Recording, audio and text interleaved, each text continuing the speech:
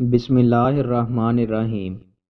رسول اللہ صلی اللہ علیہ وآلہ وسلم نے ارشاد فرمایا، اللہ کے ذکر کے سوا زیادہ باتیں نہ کیا کرو، کیونکہ اللہ کے ذکر کے سوا زیادہ باتیں کرنا دل کی کسادت سختی کا باعث ہے، اور سخت دل شخص اللہ سے کوسوں دور ہے۔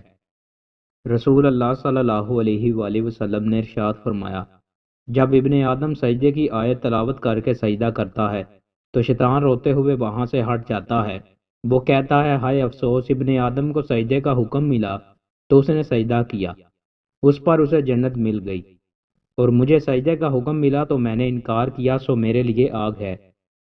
رسول اللہ صلی اللہ علیہ وآلہ وسلم نے ارشاد فرمایا، اللہ تعالیٰ نے کوئی چیز اتنی توجہ سے نہیں سنی جتنی توجہ سے اپنے نبی کریم صلی اللہ علیہ وآلہ وسلم کو بہترین آواز کے ساتھ قرآن مجید پڑھتے سنا ہے۔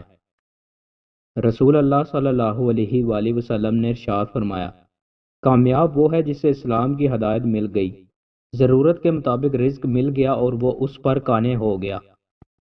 رسول اللہ صلی اللہ علیہ وآلہ وسلم نے ارشاد فرمایا، اپنے ماں باپ کو گالی دینا کبیرہ گناہوں میں سے ہے۔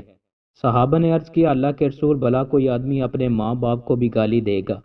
آپ نے فرمایا، ہاں، وہ کسی کے باپ کو گالی دے گا تو وہ بھی اس کے باپ کو گالی دے گا، اور وہ کسی کی ماں کو گالی دے گا تو وہ بھی اس کی ماں کو گالی دے گا، تو وہ بھی اس کی ماں کو گالی دے گا۔